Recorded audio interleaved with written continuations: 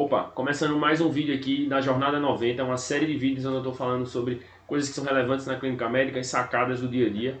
E hoje eu vou falar para você sobre o desmame de corticoide. Atualmente a gente tem usado bastante de corticoide e uma coisa que tem ficado, assim, gera muita dúvida é como é que a gente vai fazer esse desmame, se a gente realmente precisa fazer esse desmame. Muitas vezes até o pessoal não tem muita dúvida não, prefere fazer um desmame mais gradativo, né? Começa a reduzir a dose de corticoide dos pacientes de pouquinho em pouquinho, um pouquinho por semana. E essa recomendação ela vem baseada nos dados clínicos que a gente tem de estudos, né, de evidência científica e tudo. Não estou dizendo que está errado não. Porém, essas evidências elas são relacionadas muito mais para pacientes que têm doença autoimune. Então, esse desmame lento do corticoide ele é feito porque quando a gente pega o paciente que usa corticoide cronicamente, usa corticoide em altas doses, ele está usando um corticoide com efeito, com a ideia, né, de imunossuprimir o paciente pelo racional de que ele tem uma doença, que ele precisa ser imunossuprimido para que ele fique bem e que você precisa reduzir gradativamente o corticoide para que ele não tenha uma reativação da doença, ele não tenha um flare da doença, né, ele não tenha uma crise relacionada a essa doença. Então, o que a gente tem de trabalho que orienta e o desmame de corticoide, todo esse racional para tirar corticoide é relacionado a isso aí. Mas naquele paciente que faz o uso por causa de um quadro específico, ele precisa de uma dose maior de corticoide por um intervalo curto de tempo, e curto nesse contexto é até mal definido, né? Porque a gente não tem exatamente um valor bem claro e objetivo de quanto é muito tempo, de quando é pouco tempo, mas assim, o que a gente termina utilizando é algo em torno de 10 dias, 10, 14 dias de corticoide seria ali um tempo tolerável. Paciente que usa por um tempo prolongado, paciente que usa corticoide à noite, o pessoal opta por fazer esse desmame de corticoide.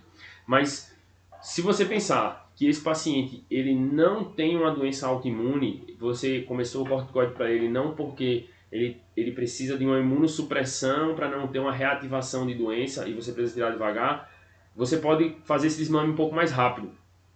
Né? Se você está pensando ali que você usou uma dose de corticoide suficiente para suprimir eixo hipotálamo e hipófise, né? Uma dose muito tempo, uma dose à noite, então você pode até reduzir um pouco mais rápido. E como é que você vai fazer isso aí? O que particularmente eu uso é reduzir o corticoide para doses próximas à produção endógena. E essa produção endógena da gente é em torno ali de 7,5 mg de equivalente de PRED.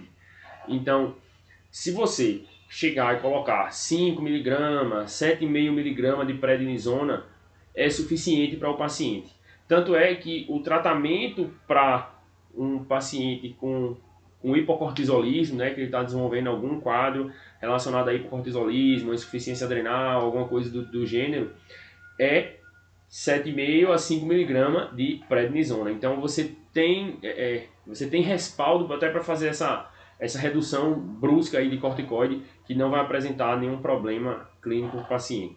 Então você pode desmamar aí de forma bem mais rápida um paciente que está usando dexametasona com dose maior, e aí então você pode chegar e reduzir ali para 10 mg de PRED tranquilamente, depois reduzir para 5 mg e você reduz esse desmame aí que passaria semanas e até mais de um mês para algo que vai passar 2 semanas e você consegue tirar a medicação do paciente mais rápido, ele não vai usar de forma desnecessária. Você melhora, diminui custo para ele, você diminui fatores confundidores relacionados ao uso de medicamentos, você diminui efeitos adversos. Então, eu tenho feito isso, né? Assim, isso é uma evidência péssima, né? Já que eu falei de evidência, é uma evidência péssima essa opinião, né? Mas eu tenho feito isso e não tenho tido nenhum efeito, nenhuma intercorrência com os pacientes que eu tenho acompanhado. De toda forma, mais uma vez eu reforço, é o que eu faço e o que eu sugiro que você pode também fazer. Então, sempre duvide do que a gente fala, vá atrás de algum dado de literatura, em base em conhecimento, para que você não saia fazendo e dê alguma bronca e você não tenha um embasamento clínico para isso. Então, era isso que eu queria falar um pouquinho sobre o desmame de corticoide, para trazer um pouco da informação e o porquê que as pessoas usam da forma que usam e que talvez a gente possa fazer diferente.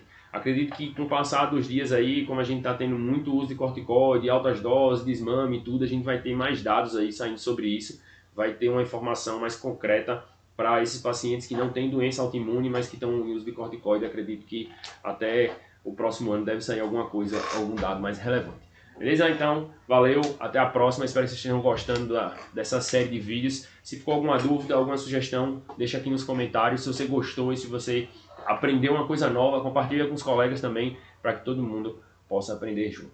Beleza? Valeu!